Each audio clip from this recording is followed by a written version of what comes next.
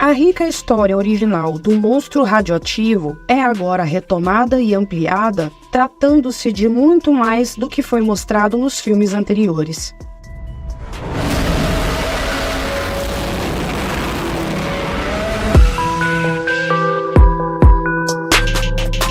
Este é o Visão Libertária, sua fonte de informações descentralizadas e distribuídas.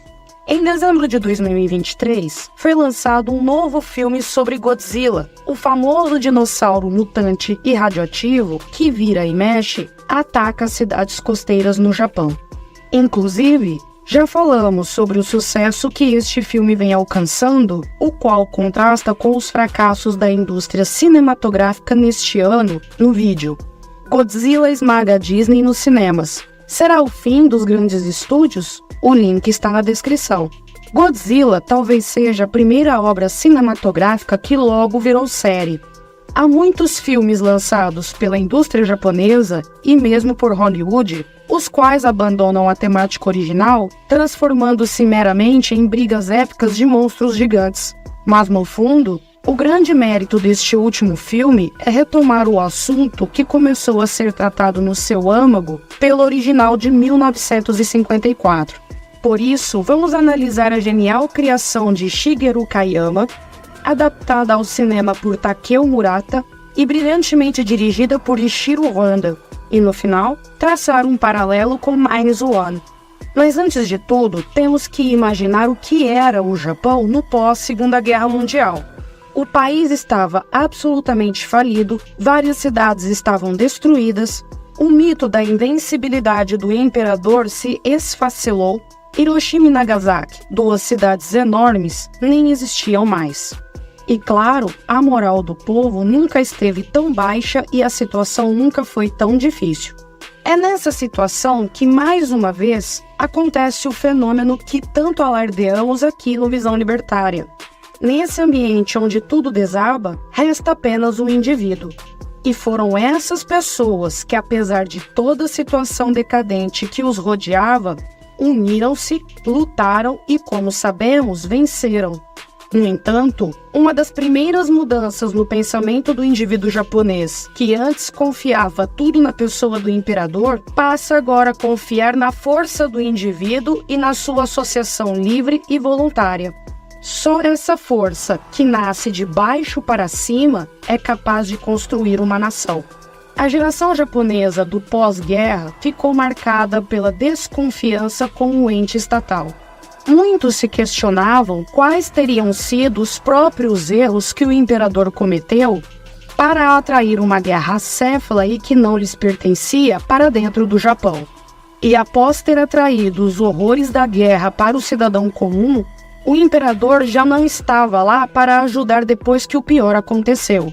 Alguém aqui surpreso com essa atitude das máfias estatais?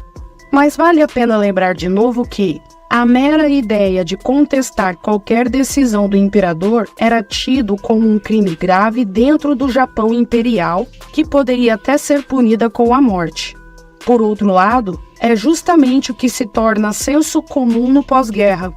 É importante compreender bem isso, pois o cinema ocidental muitas vezes tenta glamorizar as guerras e a atuação heróica dos soldados. Mas que aqui ninguém se engane.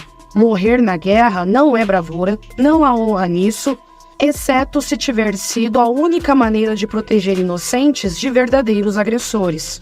Morrer na guerra para a causa do Estado e sua elite é só morrer sem sentido. A guerra é o pior momento da vida humana, é a realização mais bestial, é o extremo da violência e da agressão, exatamente o inverso do PMA, o princípio de não agressão libertário. Infelizmente, o mundo é cruel e há situações em que a guerra bate à sua porta. Quando não dá para fugir, então só resta sobreviver. E ainda no fim da guerra, além da destruição, restam os equipamentos de destruição. O que fazer com uma metralhadora se não há guerra, mas há milhares de bocas a alimentar? É no pós-guerra que a guerra se mostra ainda mais cruel, inútil e sem sentido. O problema é que os estados e seus governantes se alimentam de guerras. Nem havia acabado a Segunda Guerra Mundial e o Japão já se via pressionado pela Guerra Fria na iminência de sofrer outro ataque nuclear, seja de soviéticos, seja de americanos. E por melhor que fossem as inclinações do imperador, pela teoria do cálculo econômico de Hayek, sabemos que é impossível realizar planejamentos de grande escala de forma centralizada com um mínimo de eficiência. Mas quem disse que as inclinações do imperador eram as melhores? Imperadores, ou qualquer tipo de governante que tenha poder em suas mãos, tende inevitavelmente a tomar ações que aumentem o seu poder, seja conquistando novos territórios, subjugando inimigos políticos e, no limite, oprimindo sua própria população. Veja, obviamente não é isso que desejamos. Alguns defendem a ideia de reis filósofos, como desejava Platão. No entanto, infelizmente, os incentivos e a natureza humana jogam contra o ideal platônico e a história não nos deixa mentir. No entanto, há que se reconhecer que monarquias reúnem melhores incentivos para forjar bons governantes do que a democracia, e também é o que vemos ao longo da história.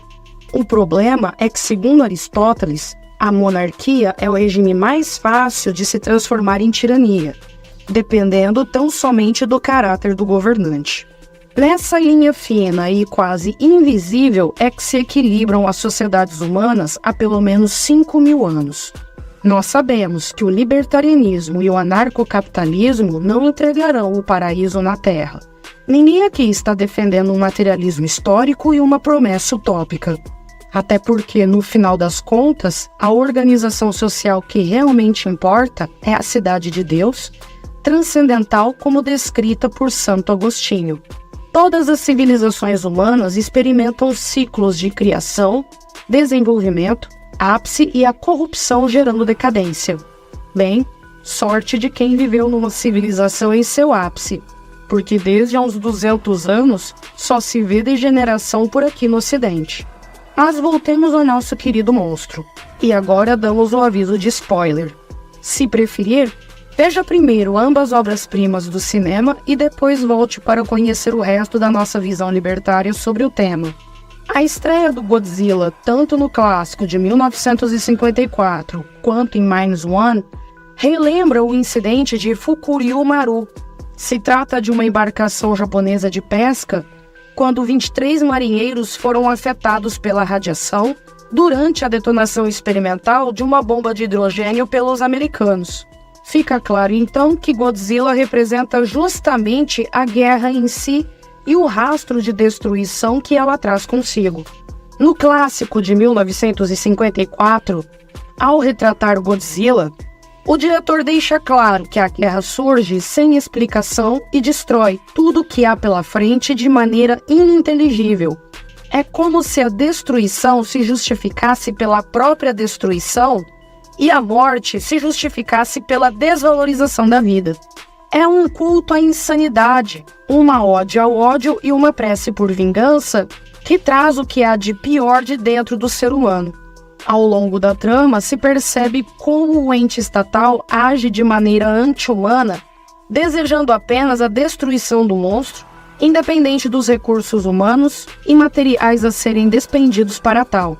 Isso contrasta com a visão do paleontólogo, o Dr. Kyohei Yamane, que deseja estudar o monstro e compreendê-lo.